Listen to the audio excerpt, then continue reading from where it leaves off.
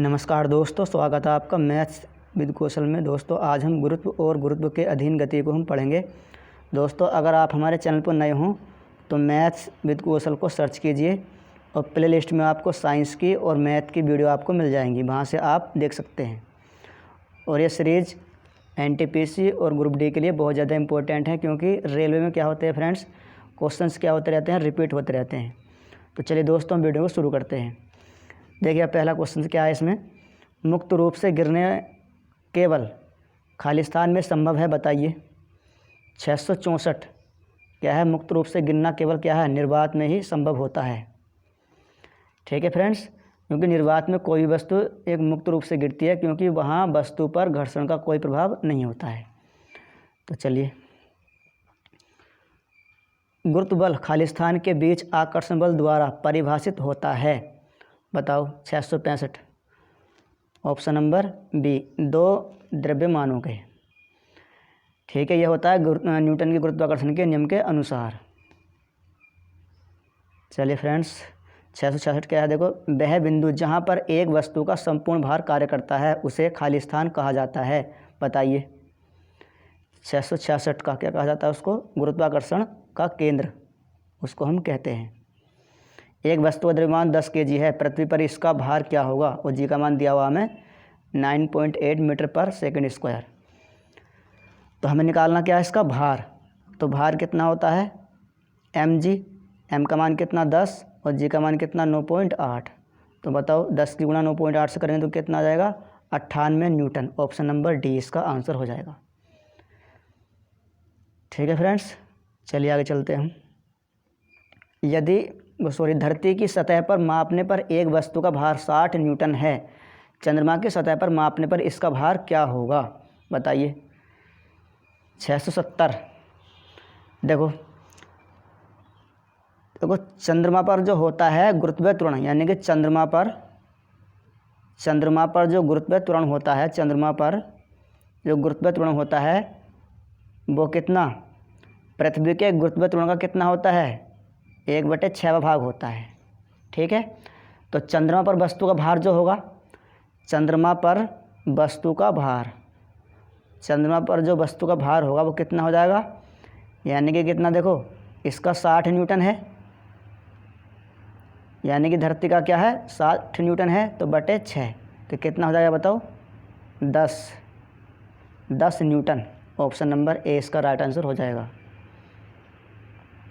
चलिए दोस्तों आगे चलते हैं हम। क्या 671, इनमें से कौन सी एक रासायनिक प्रतिक्रिया नहीं है, बताइए।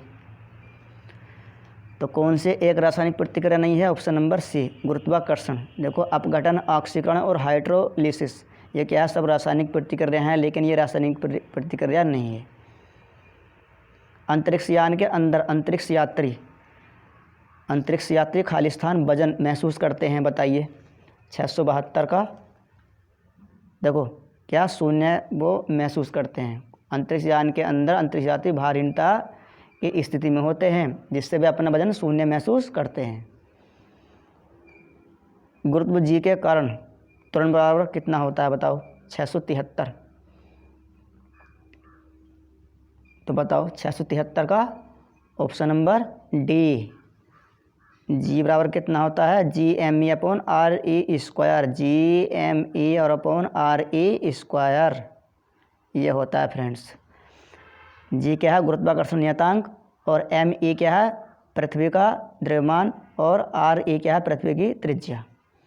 ठीक है फ्रेंड्स, चलिए, यदि सूर्य, पृथ्वी का द्रव्यमान और उनके बीच की दूरी क्रमशः कैपिटल M, स्मॉल m और r हैं, सूर्य गुरुत्वाकर्षण द्वारा सूर्य के चारों ओर पृथ्वी द्वारा एक परिक्रमण के लिए किया गया कार्य है, बताइए। किया गया कार्य है 674। देखो कार्य बराबर कितना होता है, बल गुणा विस्थापन, बल गुणा होता है विस्थापन, कार्य बराबर। तो उसका विस्थापन कितना होगा, 0, क्योंकि वृत्ताकार पथ पर एक चक्कर लगाने पर पृथ्वी के द्वारा कुल त्याग गया विस्थापन कितना होगा, 0 होगा। तो बल गुणा 0, तो कितना आ गया, 0 आ गया। तो कितना हो गया, 0, ऑप्शन नंबर ए। 675, पृथ्वी के केंद्र पर एक पिंड का भार होगा, बताओ। पृथ्वी के केंद्र पर कितना होगा, 0। देखो केंद्र पर भार कितना होगा, W बराबर कितना होता है mg, और g का मान कितना 0, तो m गुणा 0 तो कितना आ गया 0 आ गया। 676 चंद्रमा पर g का मान पृथ्वी पर g के मान का कितना 1/6 है। यदि कोई व्यक्ति पृथ्वी पर 1.5 मीटर जो ऊंचा उछलता है तो चंद्रमा पर वह कितनी ऊंचाई तक उछल सकता है। तो देखो चंद्रमा पर कितनी ऊंचाई पर उछलेगा वो, तो कितना देखो 1/6, क्योंकि जी का मान देखो चंद्रमा पर जी का मान पृथ्वी पर जी के मान कितना होता है 1/6 होता है। तो देखो ये 6 गुना यहाँ पर उछल सकता है कितना, तो 6 गुना 1.5 तो कितना आ गया 5 छक्का 90, तो 9 मीटर वो उछल जाएगा, 9 मीटर, ऑप्शन नंबर बी। चलिए देखो 677 क्या है। पृथ्वी की सतह द्रव्यमान m और त्रिज्या r पर गुरुत्वाकर्षण के कारण त्वरण खाली स्थान के अनुपातिक होता है, बताइए। देखो ये होता है m/r², ठीक। मान ले एक काल्पनिक ग्रह जिसका द्रव्यमान और त्रिज्या दोनों पृथ्वी के आधे के बराबर हैं। यदि पृथ्वी की सतह पर गुरुत्वाकर्षण के कारण त्वरण कितना g है, तो उस उपग्रह पर गुरुत्वाकर्षण के कारण त्वरण कितना होगा। देखो पृथ्वी के आधे के बराबर है द्रव्यमान और त्रिज्या दोनों, पृथ्वी के आधे के ये क्या है बराबर है। तो देखो फ्रेंड्स, अब g और कैपिटल G में कितना संबंध होता है, देखो ये होता है g बराबर GME/RE², ठीक है, GME/RE², ये होता है। अब उसमें कहा है कि द्रव्यमान कितना आधा है और त्रिज्या भी कितनी आधी है।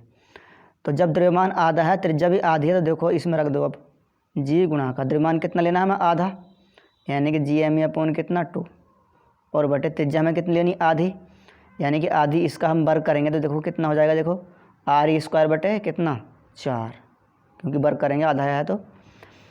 अब 2 दूनी कितना हो गया 4, अब ये 2 पहुँचेगा ऊपर तो कितना हो गया 2, और कितना GME और अपॉन कितना बताओ, अपॉन कितना RE², ठीक है फ्रेंड्स।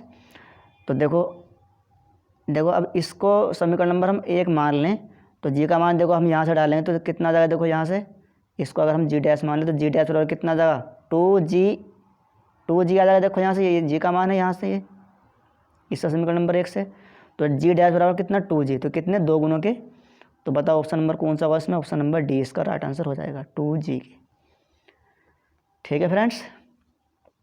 चलिए आगे चलते हैं।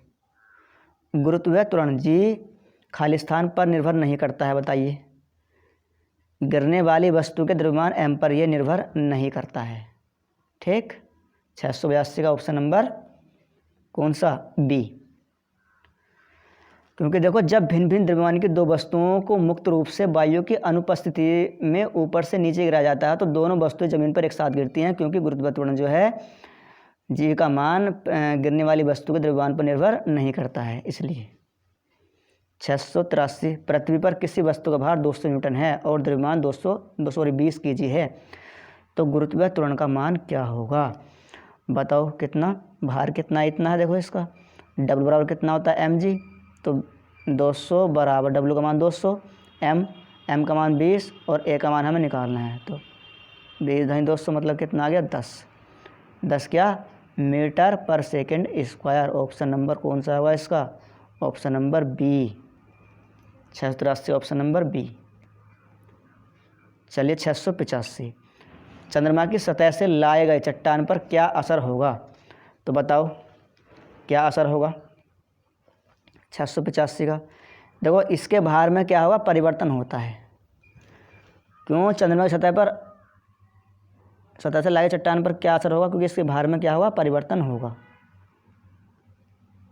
किसी वस्तु का भार सर्वाधिक होता है ध्रुवों पर, भूमध्य रेखा पर, उष्णकटिबंधों पर या उष्णकटिबंधों पर, उपोष्णकटिबंधों पर, बताइए।